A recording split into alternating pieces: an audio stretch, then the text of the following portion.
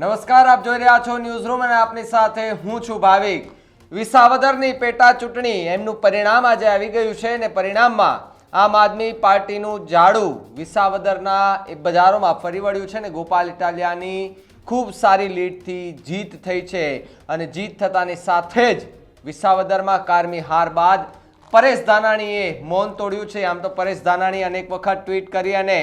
કવિ અંદાજમાં લખતા હોય છે ત્યારે આભાર વિસાવદર તેવું પરેશ ધાનાણીએ એક ટ્વીટ કર્યું છે। લોકોએ કોંગ્રેસનો સવિનય અસ્વીકાર કર્યો છે તેવું પરેશ ધાનાણી છે તેમણે પોસ્ટમાં લખ્યું છે। આપ ભાજપનો એક પણ મત ઓછો કરી શકી નહીં તેવું ધાનાણી છે એમના દ્વારા એ પોસ્ટમાં લખવામાં આવ્યું છે। કોંગ્રેસના મતદારોએ કિરીટને કચડવા માટે સાવરણાનો સાથ આપ્યો હોવાના અણસાર આ વાત પરેશ ધાનાણીએ કરી છે। વિસાવદરના સર્વાંગી વિકાસની શુભેચ્છાઓ જે પરેશ ધાનાણી છે તેમણે કહ્યું છે કે જંગ જીતવા બદલ ભાઈ ગોપાલને અંતરથી અભિનંદન। આ જનાદેશને નમન પરેશ ધાનાણી તેવું ટ્વીટ જે છે તે સામે આવી રહ્યું છે અને આ ટ્વીટ સામે આવતા જ વિસાવદરમાં કારમી હાર બાદ ધાનાણીએ મૌન તોડી અને ટ્વીટ કર્યું છે। વિસાવદરના લોકોએ કોંગ્રેસનો સવિનય અસ્વીકાર કર્યો છે અને પરેશ ધાનાણી આમ તો જોતા હોઈએ કે ભાઈ ક્યારેક એવી ટ્વીટ કરતા હોય છે જેમાં એક કવિ અંદાજ શાયરી મારફતે કંઈક લખી અને વિરોધ કરતા હોય છે ત્યારે જ્યારે કોંગ્રેસની ડિપોઝિટ પણ જપ્ત થઈ ગઈ છે, બધું જતું રહ્યું છે, વિસાવદરમાં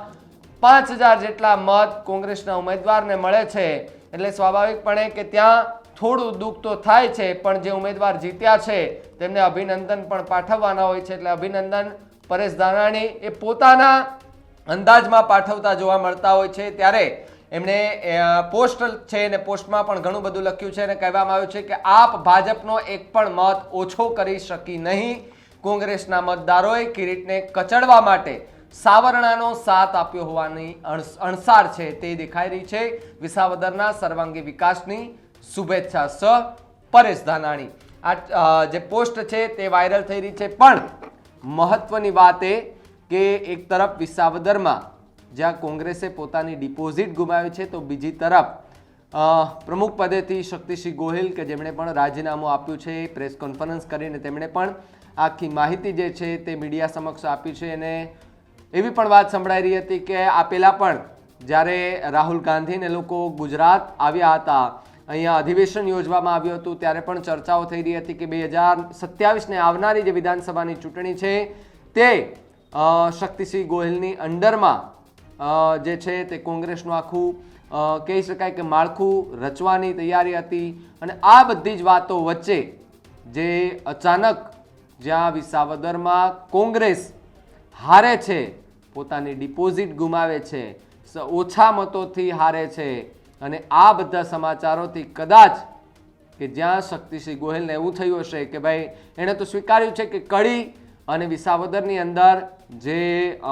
કહી શકાય કે પરિણામો સામે આવ્યા છે તેમાં કશું ધ્યાન નથી દઈ શકાયું એટલે હું આ પ્રમુખ પદેથી રાજીનામું આપું છું અને આ રાજીનામું આપતાની સાથે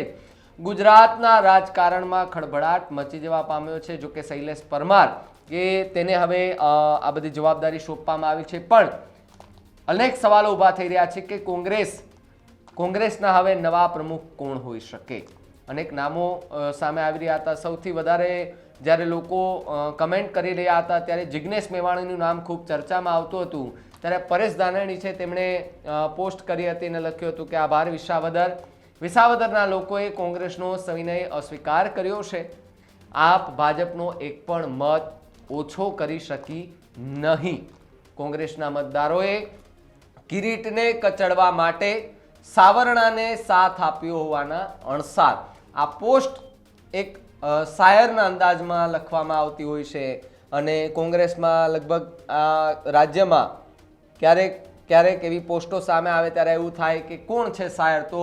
એ એક જ શાયરી અંદાજમાં કા કટાક્ષ મારતા દેખાતા હોય છે કા પછી પોતાના પક્ષ અને પોતાના ઉમેદવારના વખાણ કરતા દેખાતા હોય પરેશ ધાનાણી અને પરેશ ધાનાણીનું આ બધું એક ટ્વીટ સામે આવ્યું છે કે આ ટ્વીટને લઈને પણ અનેક ચર્ચાઓએ જોર પકડ્યું છે કારણ કે રાજનીતિ એક બાજુ પરંતુ જે જીતે છે તેને અભિનંદન પાઠવવા પણ ખૂબ જરૂરી હોય છે અને પરેશ ધાનાણીએ જે ઉમેદવાર ગોપાલ ઇટાલિયા છે એ ખૂબ સારા મતોથી જીતીને આવ્યા છે અને એમને હવે અભિનંદન પાઠવી રહ્યા છે અને સાથે સાથે જે ભારતીય જનતા પાર્ટી કે તેમની પણ કિરીટ પટેલ છે તેમની પણ હાર થઈ છે એટલે સ્વાભાવિકપણે અત્યારે વિસાવદરનું રાજકારણ થોડું ગરમાયેલું છે અને આ વિસાવદર પૂરતી વાત નથી રહી. હવે આ વાત આખા ગુજરાતમાં જોવા મળી રહી છે. આખી જે વાત છે તેની ચર્ચા થઈ રહી છે કારણ કે એક તરફ કોંગ્રેસ ત્યાં ચૂંટણી હારે છે, ઉમેદવાર ચૂંટણી હારે છે અને બીજી તરફ પ્રમુખ પદેથી શક્તિસિંહ ગોહિલ કે જે રાજીનામું આપે છે. આ કયા સંકેતો દર્શાવે છે જે તમને ખબર હોય તો કમેન્ટ બોક્સમાં લખજો. જોતા રહેજો ન્યૂઝરૂમ. નમસ્કાર.